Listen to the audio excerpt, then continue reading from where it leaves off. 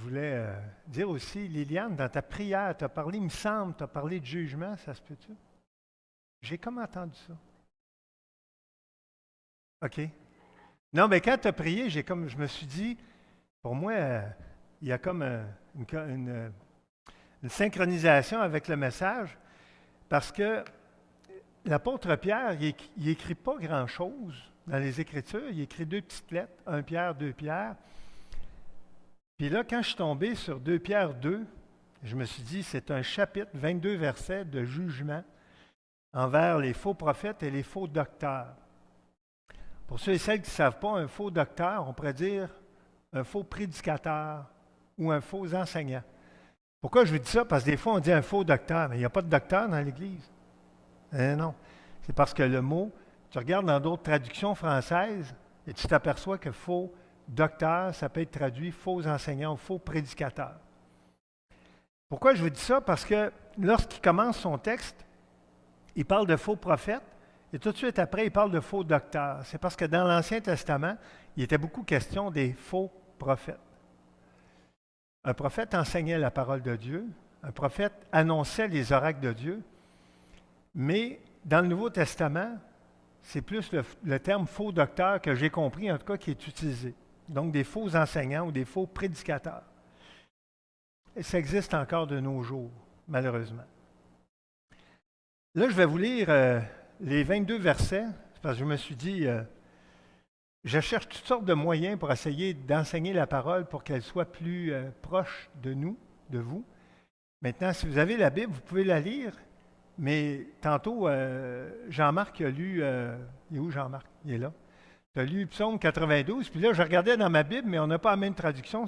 J'en ai plusieurs des traductions, mais je ne savais pas laquelle tu avais. Fait que le texte n'arrivait pas. Dans ce temps-là, j'aime mieux écouter que de lire, parce que si je lis, je n'arrive pas exactement à la même chose. Fait que ceux qui préfèrent écouter, moi, c'est la traduction Nouvelle Édition de Genève. Non, oui, non, excusez-moi. C'est parce que j'en ai plusieurs des traductions. Ça, c'est la traduction Bible à la colombe. Mais ce n'est pas celle que je vais mettre sur mon message. C'est la Nouvelle Édition de Genève. Si vous ne comprenez pas, ce n'est pas grave. C'est des traductions françaises qui sont très proches les unes des autres. D'ailleurs, les deux ont été faites la même année, 1979. Nos enfants n'étaient pas vieux dans ces années-là.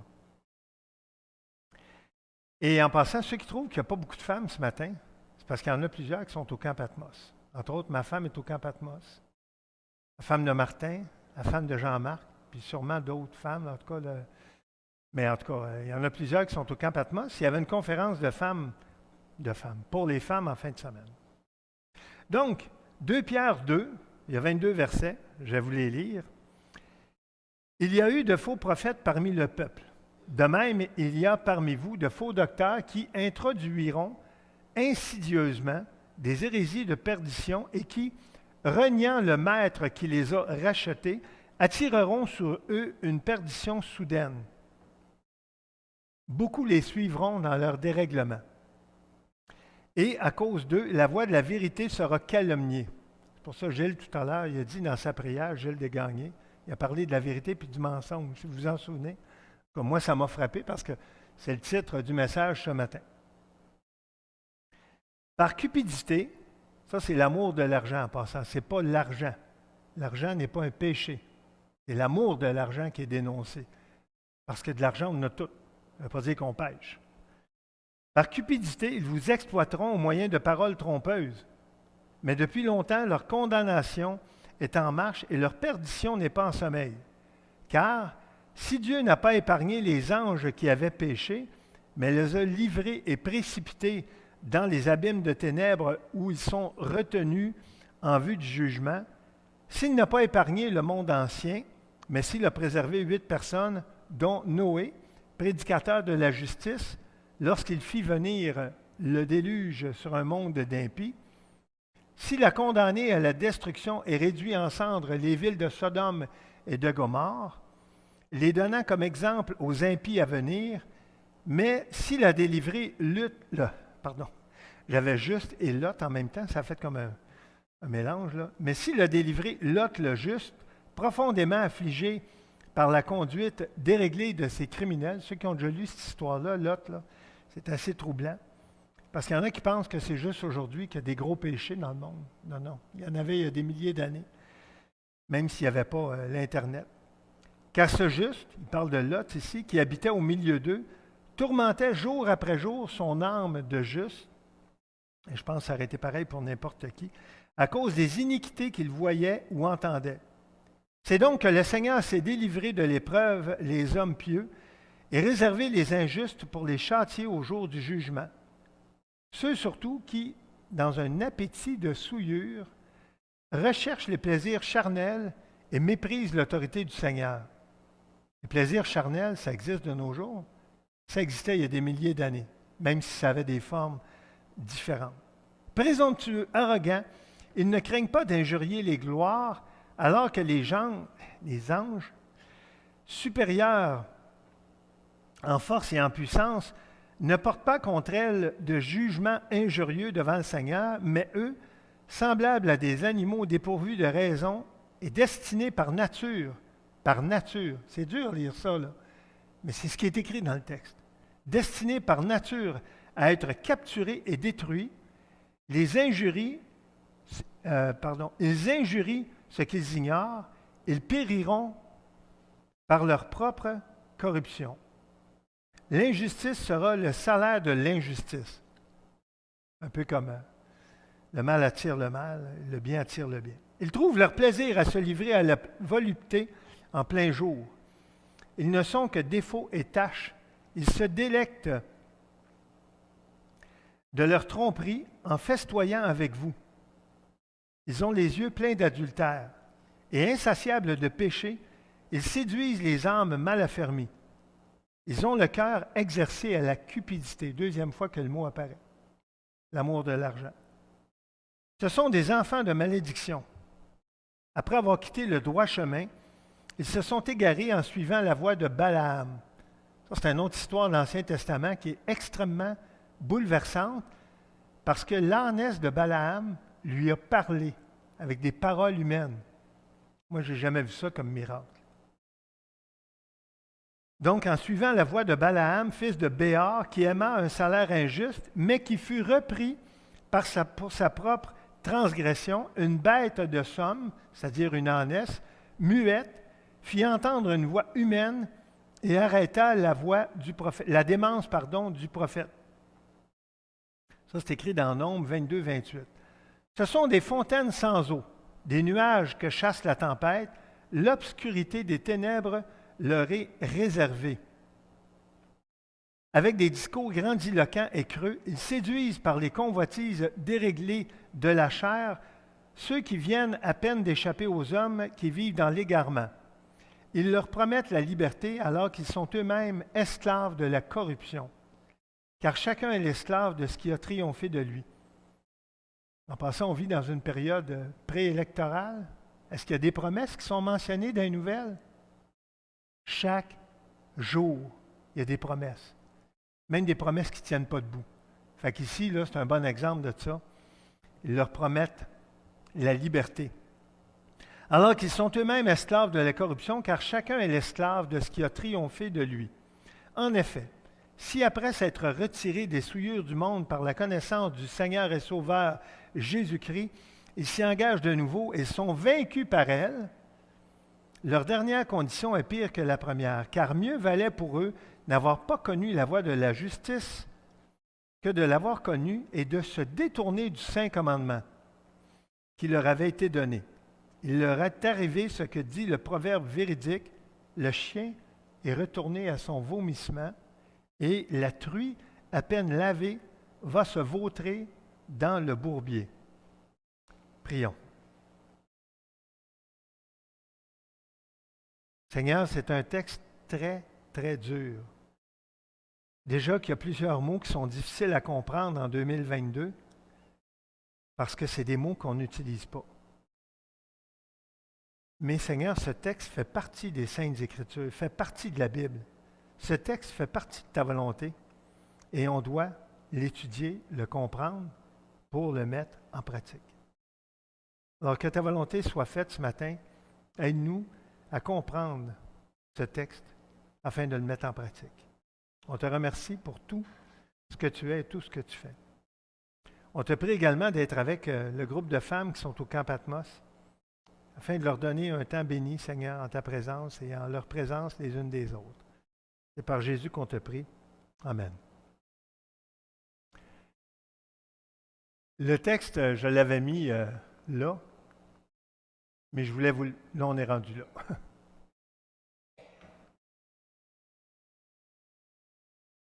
Il y a eu parmi le peuple de faux prophètes.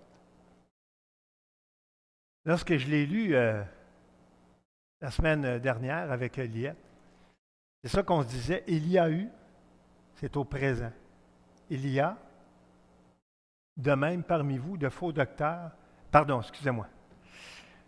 Si jamais je fais une erreur, gênez-vous pas de me reprendre. Il y a eu, c'est au passé. Il y a, c'est au présent. C'est ça que je voulais dire. Donc, c'est pour ça que ça semble faire référence, les faux prophètes, à l'époque avant le Nouveau Testament. Et on sait que dans l'Ancien Testament, il y a eu de faux prophètes. Et tu lis les textes de l'Ancien Testament, puis tu te dis, c'est incroyable le nombre de faux prophètes qu'il y a eu. Et c'était très dur ce qui devait se faire envers les faux prophètes, parce que si un faux prophète prédisait quelque chose qui ne se réalisait pas, il était passible de mort. La condition, là, c'était très grave, il était passible de mort. Donc, un faux prophète, c'était pas léger, là. Tu sais, quelqu'un qui disait « Ah, il va arriver telle affaire. » OK. J'espère que ça va arriver, parce que si ça n'arrive pas, tu sais ce qui t'attend. Il était passible de mort. Et ce n'était pas des morts délicates, là. Ce n'était pas un petit empoisonnement léger, là, puis là, il s'endormait. C'était la lapidation. Merci. Je ne sais pas c'est qui m'a aidé, là, mais merci. Lapidation. Une mort violente, parce que se faire tirer une roche, ça fait mal. Se faire tirer des roches, ça fait très mal. Et ça dure un certain temps. En fait, probablement que tu as hâte que ça se termine, parce que ça fait très mal. Là, j'ai mis une petite image à droite. C'est quoi les fake news? En passant, je l'ai trouvé sur Internet. Et on voit une espèce de personnage dans un écran avec un nez qui est long. Ça vous fait penser à quelqu'un, ça, un long nez? Pinocchio. Ils ont sorti une nouvelle version en passant avec Tom Hanks. Je ne vous dis pas ça parce que je l'ai vu, je ne l'ai pas vu. Mais quand j'étais petit, ça fait très longtemps, il y avait des émissions sur Pinocchio. Puis moi, ça m'avait frappé. Je me disais, maman, quand je dis un mensonge, est-ce que mon nez, il allonge? Évidemment, tu sais, j'étais jeune, là. On m'a dit, ben non, il allonge pas. C'est une bande dessinée ou je ne sais pas trop, tu sais, une émission, tu sais, qui était montée à la télé. Et moi, ça m'avait frappé. Mais, si vous remarquez à droite, puis ça, c'est pas moi qui l'ai mis, là, c'est vraiment une slide que j'ai, en fait, une diapo que j'ai trouvée sur Internet, ça dit, c'est quoi les fake news? Est-ce que vous savez ce que ça veut dire, les fake news? C'est les fausses nouvelles. On est rendu là en 2022, les fausses nouvelles. Et ceux et celles qui ne savent pas, les fausses nouvelles, est-ce que vous pensez qu'il y en a de temps en temps ou souvent? Il y en a souvent. Pourquoi il y en a souvent? Parce que tu peux contrôler beaucoup de monde avec des fausses nouvelles. Tu donnes des nouvelles qui sont fausses, mais comme tu passes par un média, tu viens de donner une crédibilité à tes nouvelles. Puis quelqu'un va te dire, ben oui, je l'ai vu sur Facebook. OK. Donc, si tu l'as vu sur Facebook, c'est vrai. Je l'ai vu à la télé, je l'ai entendu. OK. Donc, parce que c'est à la télé, c'est vrai? Non. Aujourd'hui, là, puis on l'a vu dans le conflit entre la Russie et l'Ukraine, je ne veux pas rentrer dans les détails, mais il y a énormément de fake news qui ont été publiées là-dessus.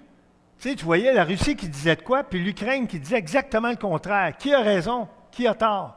Puis là, comme je dis, je ne veux pas rentrer dans ce débat-là, mais on vit à une époque où tu as besoin d'être bien informé. Et si tu écoutes, je le dis pas pour dire un mauvais commentaire, mais si tu écoutes juste TVA ou Radio-Canada, tu vas avoir les nouvelles qui veulent que tu saches. Ce n'est pas méchant ce que je dis. C'est juste que tu vas avoir une information qui est contrôlée. Pourquoi? Parce que toutes les informations sont contrôlées. Par exemple, moi, à l'école, j'ai travaillé dans une école 32 ans. Est-ce que je pouvais dire n'importe quoi aux élèves? Pas en tout. Si j'aurais dit aux élèves, hey, fumez, quand vous allez devenir adolescent, fumez, ça va être bon pour vous, ça va vous mettre en santé. Ah, voyons donc. J'aurais eu des appels à la direction, puis il aurait dit, hey, le prof d'éduc, il dit de fumer, c'est pas bon. Oui, mais je vous le dis, moi, de fumer, c'est bon.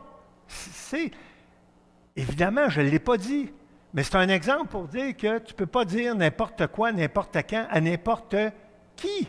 Ça ne marche pas de même. Puis dans une époque où il y a eu la pandémie, écoute, c'est l'époque la plus propice à ça. Pourquoi? Parce qu'avec les médias électroniques, l'information circule très vite. Quelqu'un dit de quoi, puis un autre dit d'autre chose. Mais là, tu prends quelle information? Celle-là ou celle-là?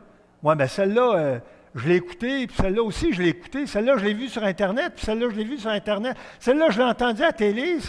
Écoute, à un moment donné, ça devient mêlant. Et c'est pour ça que le sujet il est très pertinent, le sujet que Pierre aborde. Les mauvaises nouvelles, le mensonge. Il n'est pas juste en 2022, il existait déjà. Et on va voir tout à l'heure une liste exhaustive de mauvaises nouvelles ou de fausses nouvelles.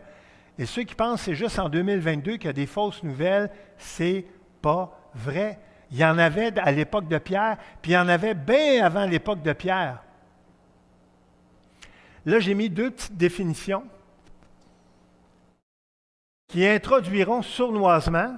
Sournoisement, il y a une étoile, si vous regardez en bas, qui dissimule ses vraies intentions.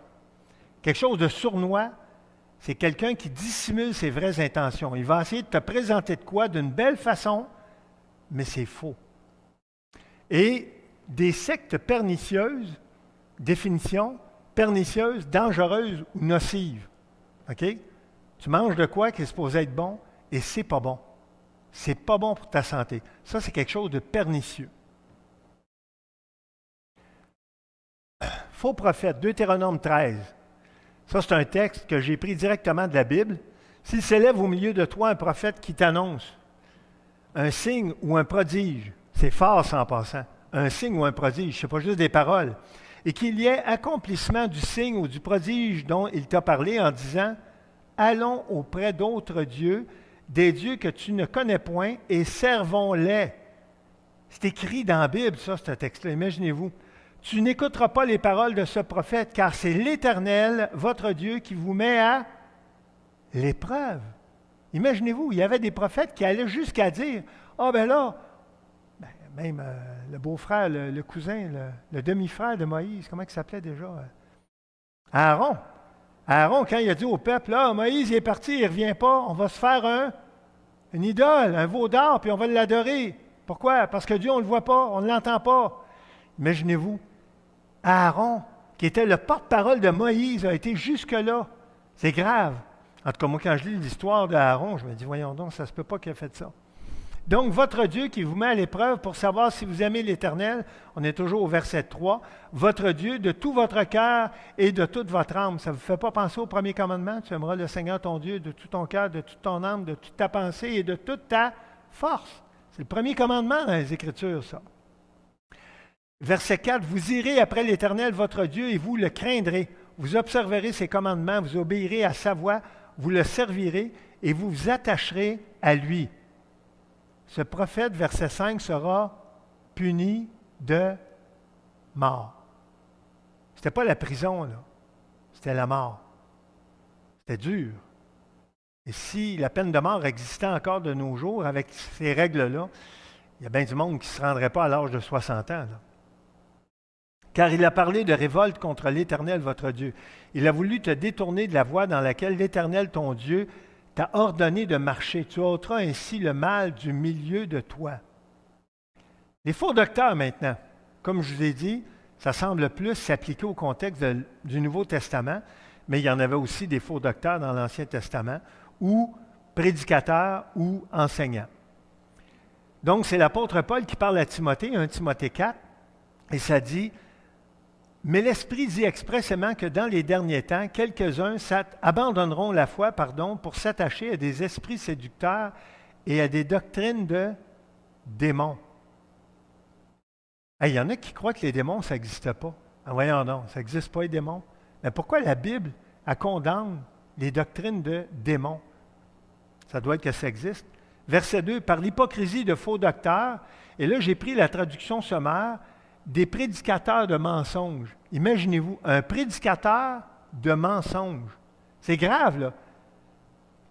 Dont la conscience est comme marquée au fer rouge. Verset 3, ils prescrivent de s'abstenir d'aliments que Dieu a créés pour qu'ils soient pris avec action de grâce par ceux qui sont fidèles et qui ont connu la vérité.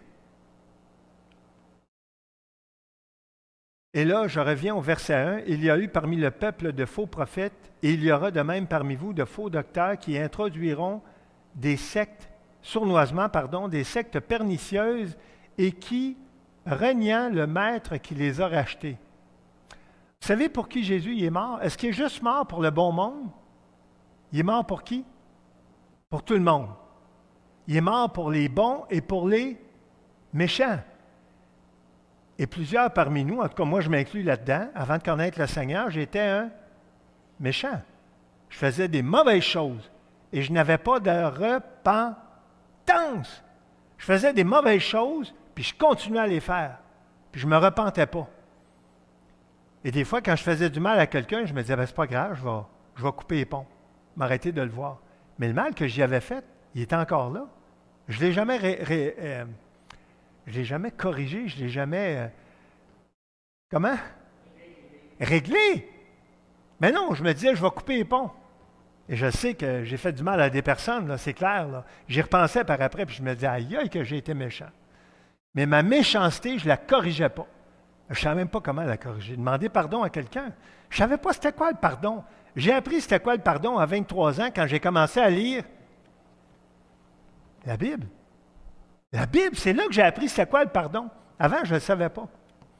Là, j'ai pris le passage de 1 Pierre 1. Donc, c'était il y a quelques messages. Vous savez que ce n'est pas par des choses périssables, par de l'argent ou de l'or, que vous avez été rachetés de la vaine manière de vivre que vous aviez hérité de vos pères. Quelque chose, là, ce texte-là ici. Donc, le rachat, c'est quelque chose de fondamental comme doctrine dans les Écritures. Versets 2 et 3, j'en ai parlé un petit peu tout à l'heure, plusieurs les suivront. Suivent qui? Les faux prophètes, les faux docteurs, prédicateurs ou enseignants, dans leur dérèglement, et la voix de la vérité sera calomniée. Ça, c'est pas bon signe. Quand la voix de la vérité est calomniée, imaginez-vous, là, elle n'est pas juste dite, elle est calomniée. Par cupidité, verset 3, et là, je l'ai mis dans un petit cube, par cupidité, c'est-à-dire l'amour de l'argent, pas l'argent, ils vous exploiteront au moyen de paroles trompeuses. C'est ça qu'ils font les faux docteurs, les faux enseignants ou les faux prédicateurs. Ils ont un langage mensonger. Eux que menacent depuis longtemps la condamnation et dont la ruine ne sommeille point. Donc, des paroles trompeuses, c'est des paroles fausses, trompeuses, de faux enseignements. C'est grave. Et il faut être alerte. Ce matin, j'apporte un message et probablement que la majorité d'entre vous, vous dites, bien, c'est correct, c'est dans notre Église, c'est vrai. Non. Prenez le temps de vérifier. Si vous n'êtes pas sûr, prenez le temps de vérifier. Allez lire. Si vous avez des doutes sur des choses que je mentionne, allez lire, vérifiez. Si vous n'êtes pas sûr, venez m'en parler après, posez-moi des questions. Je suis prêt à répondre. Pourquoi? Parce que j'ai préparé ce message-là en demandant au Seigneur, Seigneur, montre-moi ta volonté, montre-moi comment exposer ta parole vraiment, avec vérité. Et là, la voix de la vérité sera calomniée. J'ai mis une image du nouveau film de Pinocchio avec Tom Hanks. C'est cute, hein, Pinocchio? Il appelle ça en anglais, c'est écrit ici en bas là, dans l'image, The Most Love. C'est en anglais, là, en tout cas, je n'ai pas trouvé la version française là, de l'image. The Most Love Fairy Tale Comes to Life. Imaginez-vous, c'est cute. Fairy Tale. C'est cute. Mais c'est un mensonge. C'est du mensonge. Pinocchio disait des mensonges. Et là, on voit son nez qui est long avec des oiseaux qu'il y a dessus. C'est sûr que pour qu'un oiseau se pose sur votre nez, ça va prendre une certaine longueur de nez. Et là, j'ai mis dans le bas, le mensonge n'est pas, là j'ai comme un ou qui est trop, là, un jeu ou de la magie. Pourquoi je vous dis ça? Parce que dans l'image, peut-être que vous ne le voyez pas, d'où vous êtes assis, c'est écrit Pure Magic, de la magie pure. C'est beau. Non, pas dans ce cas-là. Le mensonge n'est jamais beau et il n'est jamais bon. Et si vous l'avez vécu avec des personnes, vous le savez, le mensonge, ça fait du mal. Ça fait du mal. Un mensonge que tu dis fait du mal à l'autre. Quand? On ne sait pas. Mais rappelez-vous, quand David a dit un mensonge sur son histoire avec Bathsheba, qu'est-ce qui est arrivé? Après ça, il a fallu qu'il camoufle, jusqu'à temps que le prophète vienne le voir et qu'il dise « Tu as péché, tu as tué Uri. » Il n'a pas dit « Tu as fait tuer, tu l'as tué. » Parce que ça revenait à ça, dans le fond, le péché de David envers Uri. Je vous ai trouvé un texte dans Jean 8. En fait, il y en a deux. Il y a celui-là, puis il y a la diapositive suivante sur la vérité et le mensonge. Gilles Desgagnés, j'ai parlé de toi tout à l'heure. Dans ta prière, tu as parlé de vérité et de mensonge. Je ne sais pas si tu remarques, là. Mais je ne me suis pas inspiré de ta prière pour faire mon message. Mon message était déjà fait. Oui, probablement. Sûrement. Donc, vous avez pour père le diable. C'est Jésus qui parle à des Juifs. Et vous voulez accomplir les désirs de votre père. Et ça devait être dur de se faire dire ça. Imaginez-vous. Quand les Juifs là, ont crucifié Jésus, on se dit, voyons donc, ça n'a pas d'allure de l'avoir crucifié. Si on s'était fait rentrer dedans, comme les Juifs se sont fait rentrer dedans, est-ce qu'on aurait aimé ça? Je ne pense pas qu'il y a personne dans la salle ici qui aurait dit, merci Jésus. Là, il parle de Satan, du diable. Il a été meurtrier dès le commencement et il ne se tient pas dans la vérité parce qu'il n'y a pas de vérité en lui. C'est comme ça que Jésus parle de Satan. Ce n'est pas un semi-adversaire, c'est pas « Ah, de temps en temps, il est méchant, de temps en temps, il est smart. » Non, non, non, non. C'est le père du mensonge. Et lorsqu'il profère le mensonge, il parle de son propre fond, car il est menteur et le père du mensonge. Et moi, Jésus, parce que je dis la vérité, vous ne me croyez pas. C'est pas compliqué dans les Écritures. Quand tu lis ce que Jésus dit, c'est la vérité. Et quand tu lis ce que Satan dit, c'est le mensonge. Il n'y a pas de demi-vérité dans les Écritures. Là. Jésus, ce n'est pas des demi-vérités, c'est la vérité.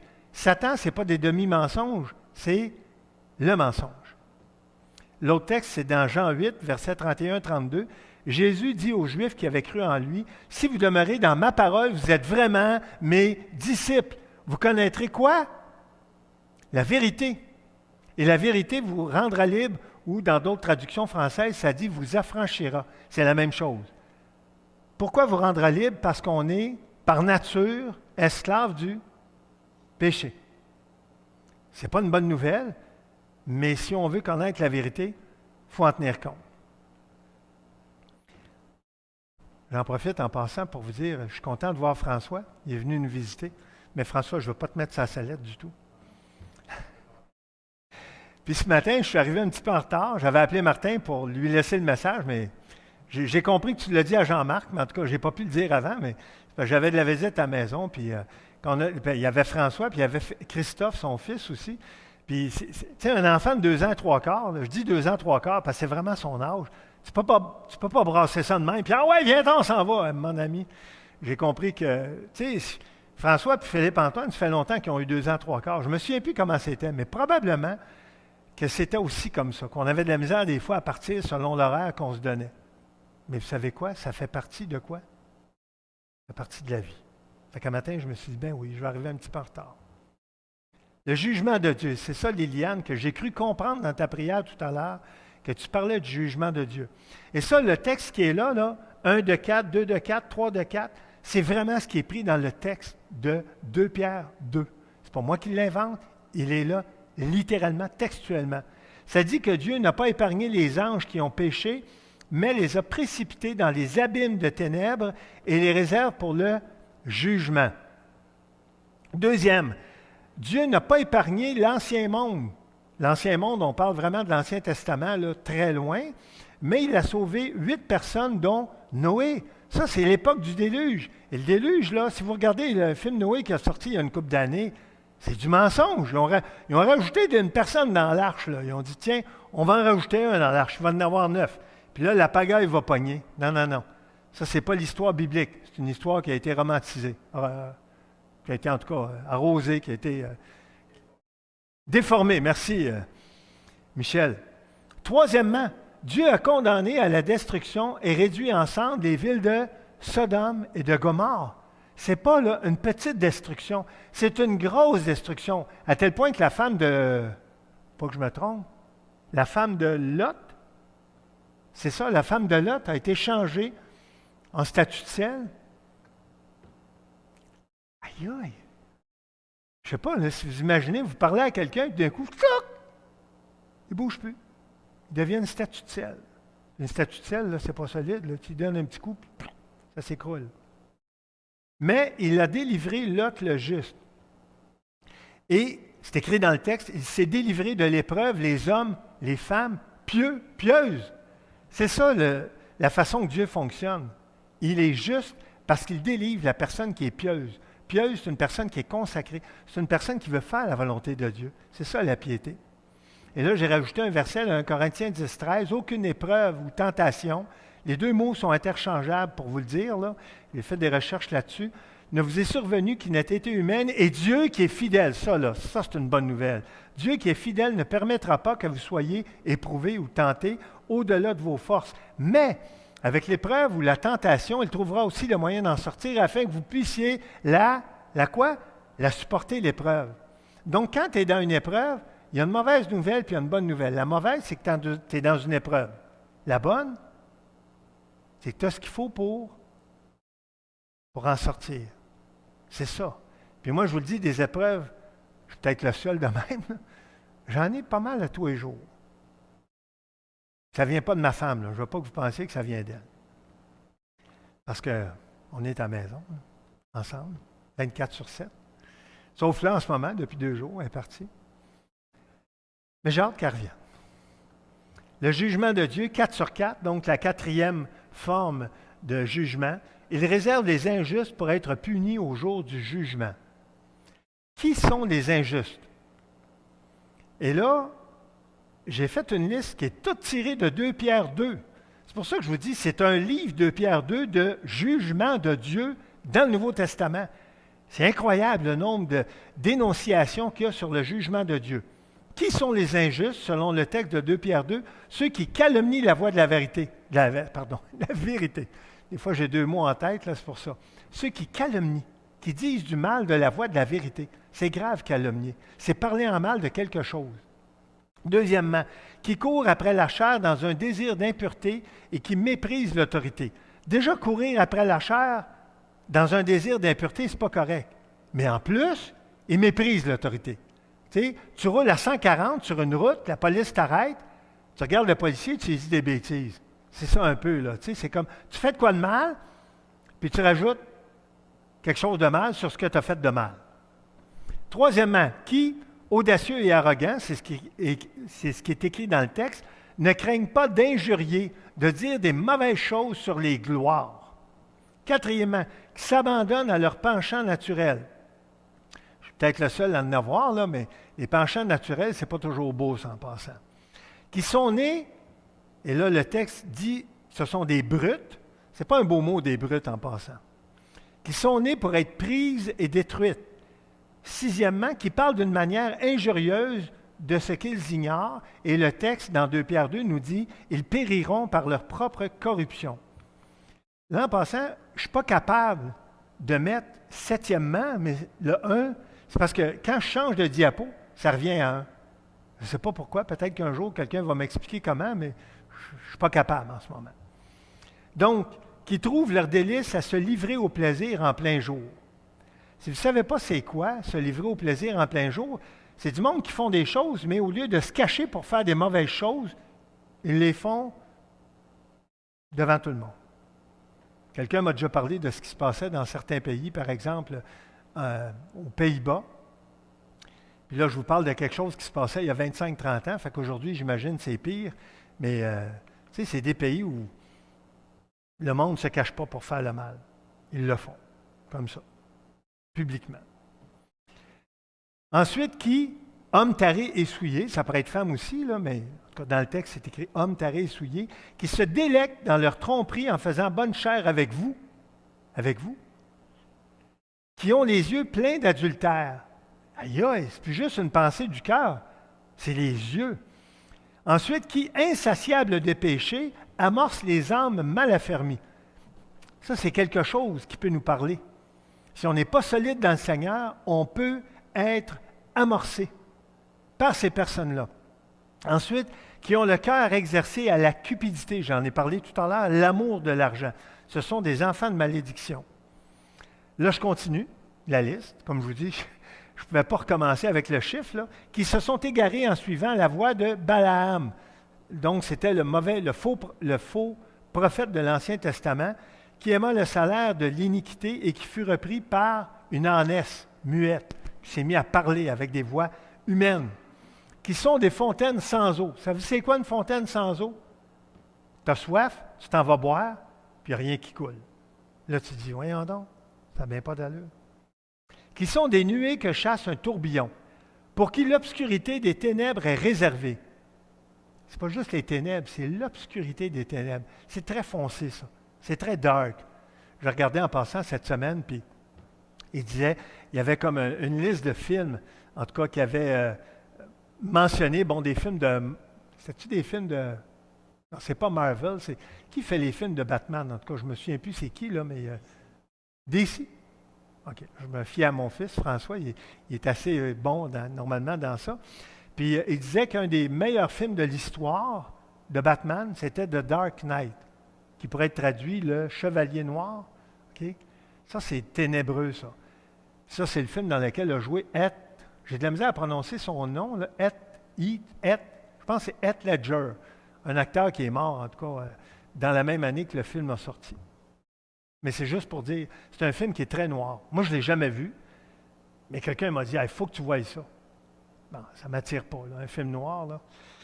Et le 5e, qui amorce avec des discours enflés de vanité par les convoitises de la chair et par les dérèglements, ceux qui viennent d'échapper, à peine d'échapper aux hommes qui vivent dans l'égarement. Toujours les injustes, ceux et celles qui leur promettent la liberté quand ils sont eux-mêmes esclaves de la corruption. Un autre point qui est toujours dans 2 Pierre 2, ceux qui s'engagent de nouveau dans les souillures du monde, je ne sais pas si vous voyez, de nouveau. Ça peut nous parler. Peut-être que ça vous est déjà arrivé d'avoir un péché qui revient dans votre cœur ou dans votre pensée, mais c'est quelque chose que vous avez déjà eu. Puis là, vous vous dites, mais pourquoi j'ai ça qui revient? Mais c'est un exemple. Dans 2 Pierre 2, on voit que les personnes l'avaient vécu, ça. Mais la mauvaise nouvelle, c'est après la virgule, et sont vaincus. Ce n'est pas parce que quelque chose revient à ta pensée que nécessairement, tu n'es plus capable d'avoir la victoire sur le péché. C'est quand tu te sens vaincu par ça, puis tu te dis, je ne serai jamais capable de m'en sortir. C'est là le problème. Ils sont vaincus, virgule, leur dernière condition étant pire que la première. Pourquoi? Parce que tu es vaincu. Pas parce que le péché est revenu à ta tête, à ton esprit. Et le dernier point, qui ont connu la voie de la justice, c'est vraiment littéralement ce qui est écrit dans le texte de 2 Pierre 2, mais qui se sont détournés du Saint Commandement, et je l'ai mis en jaune, la voie de la justice, puis le Saint Commandement, parce qu'on voit qu'il y a de la vérité dans ce texte-là, mais il y a aussi quoi? Du mensonge qui leur avait été donné. Versets 19 et 20, ils leur promettent la liberté quand ils sont eux-mêmes esclaves de la corruption. Imaginez-vous, ils leur promettent la vérité. Ils sont esclaves de la corruption. Quelqu'un ne peut pas te promettre la vérité quand il est esclave de la corruption, c'est un menteur. Tu sais, quelqu'un, il est d'un dette par-dessus la tête, puis il dit, écoute-moi, puis tu vas voir, ça va bien aller financièrement dans ta vie. Verset 20, en effet, si après s'être retiré des souillures du monde par la connaissance du Seigneur et Sauveur Jésus-Christ, on en avait parlé, Pierre en avait parlé dans les passages précédents, il parle du Seigneur et Sauveur Jésus-Christ, les deux éléments. Ils s'y engagent de nouveau, ils sont vaincus. Leur dernière condition est pire que la première. Pourquoi? Parce qu'ils se sont engagés dans cette voie-là et ils ont été vaincus. Un certain nombre de Juifs évangélisés avaient goûté la bonne parole de Dieu, embrassé extérieurement la foi chrétienne, la connaissance du Seigneur, désolé pour la flèche là, qui est sur le texte, la connaissance du Seigneur et Sauveur Jésus-Christ, et leur conduite en avait momentanément éprouvé l'influence sanctifiante. Ce que je suis en train de vous lire ici, c'est que ce n'est pas des personnes qui ont mal été toute leur vie. Ça a bien été, mais ils sont retournés dans des problèmes. Ils ont été vaincus par ces problèmes-là. Donc, ils avaient de nouveau été enlacés ou vaincus par les souillures du monde, en particulier sous l'effet des discours séduisants d'hommes corrompus. Ils avaient connu la voie de la vérité, verset 2, et la voie de la justice, verset 21. C'est intéressant, le chapitre commence par la voie de la vérité et termine par la voie de la justice. Pas juste la vérité, la voie de la vérité. C'est très englobant. Et la voie de la justice aussi. Celle qui plaît à Dieu, et semblaient s'y être engagés, puis s'étaient à nouveau égarés et ont été vaincus. Ça, c'est une défaite. Ça, c'est une défaite à être vaincu par le mal, le péché. Ils n'avaient pas vraiment prêté l'oreille aux saints commandements de Dieu, qui est écrit dans 1 Pierre 1, « Soyez saints, car moi, je suis saint. » On parle d'apostasie ici, donc c'est l'abandon volontaire de la foi chrétienne. C'est exactement ce qu'ils ont fait. Ils connaissaient la vérité, mais c'est plus que ça, la vie chrétienne, c'est croire et obéir. C'est pour ça que je l'ai mis en évidence. La foi en Jésus, le Seigneur et Sauveur, sauve. Et je vous fais un appel ce matin, je ne connais pas tout le monde dans la salle. Connaissez-vous la vérité et la bonne parole de Dieu? Connaissez-vous les ruses de l'ennemi, Satan, qui veut vous entraîner dans le mensonge pour vous empêcher de vivre pour le Seigneur et Sauveur, Jésus, votre Maître? C'est une question importante à poser et je vous la pose ce matin. Aujourd'hui, dans ce deuxième chapitre de la deuxième lettre de l'apôtre Pierre, nous avons vu que la vérité est le meilleur remède contre quoi? Contre le mensonge. Moi, j'ai essayé avant ma conversion d'avoir la victoire sur le mensonge puis le péché. Je n'ai pas été capable. Pourquoi? Parce que je ne connaissais pas quoi? La vérité. Je ne la connaissais pas. C'est quand quelqu'un m'a fait part des Écritures, m'a montré des versets, m'a montré des textes, puis il m'a dit, lis ça, Sylvain. Puis j'avais une Bible chez nous, je ne l'avais jamais ouverte. Et là, j'ai commencé à l'ouvrir, puis à la lire, à la méditer. Donc, connaissez-vous les ruses de l'ennemi, Satan, qui veut vous entraîner dans le mensonge pour vous empêcher de vivre pour le Seigneur et Sauveur, Jésus notre Maître? Avez-vous accepté Jésus comme Seigneur et Sauveur de votre vie? Si quelqu'un n'appartient pas au Seigneur Jésus, c'est impossible de pratiquer ce que ce texte enseigne et d'avoir la vie éternelle par le pardon des péchés. Je pense que j'avais reculé. La vérité est la Bible, la parole de Dieu. C'est pas compliqué, là. C'est pas ce que tu vois sur Internet, c'est pas ce que tu vois à TV, même si c'est intéressant. C'est pas ça la vérité. La vérité, elle est là. Et si tu ne te nourris pas de la vérité, le mensonge peut avoir une emprise sur toi. Donc, la vérité, la parole de Dieu, il faut s'en nourrir à tous les jours et non pas attendre de recevoir 1 ou 2 enseignements spécialisés par semaine. Et si je l'ai écrit, ce n'est pas pour vous. Je l'ai écrit pour moi. Ce n'est pas parce que je viens ici le dimanche matin que ça va me nourrir pour le reste de la semaine. Voyons donc. Est-ce que vous connaissez du monde qui prennent 1 repas ou 2 repas par semaine, puis le reste du temps, ils jeûnent? Ils ne seront pas en forme, ce monde-là. Ils vont avoir des problèmes de santé. Dieu, notre Créateur, Jésus, notre Seigneur et Sauveur, et le Saint-Esprit, notre divin consolateur, veulent toujours notre amour, notre proximité, notre consécration. Et je l'ai mis en dernier, notre service sincère. Si tu veux servir le Seigneur, mais qui n'est pas premièrement ton Seigneur, ça ne marche pas. Il faut qu'il soit premièrement ton Seigneur, ton Sauveur. Sommes-nous prêts à prendre du temps dans la lecture et la méditation quotidienne de la Bible, à chercher à la comprendre pour la mettre en pratique? Quand?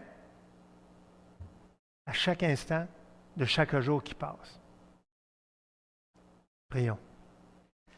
Seigneur, merci pour ce texte ce matin qui nous parle. C'est un texte qui est long, qui est dur, mais ça parle de la voie de la vérité et ça parle de la voie de la justice. Et on a besoin de la vérité et de la justice, ta vérité et ta justice dans notre vie, pour vivre d'une façon digne de toi. Alors Seigneur, rends-nous aptes à le faire. Aide-nous à lire et méditer ta parole, c'est la vérité. Et ça nous fait du bien. En Jésus qu'on te le demande. Amen.